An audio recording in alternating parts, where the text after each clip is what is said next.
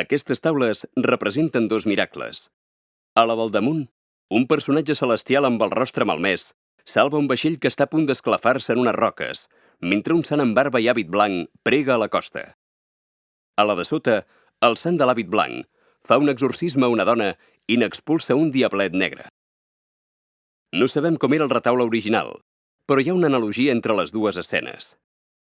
En el món medieval, el naufragi era un perill molt real i ben conegut pels viatgers, i per això, els predicadors el feien servir com a metàfora de la perdició de l'ànima.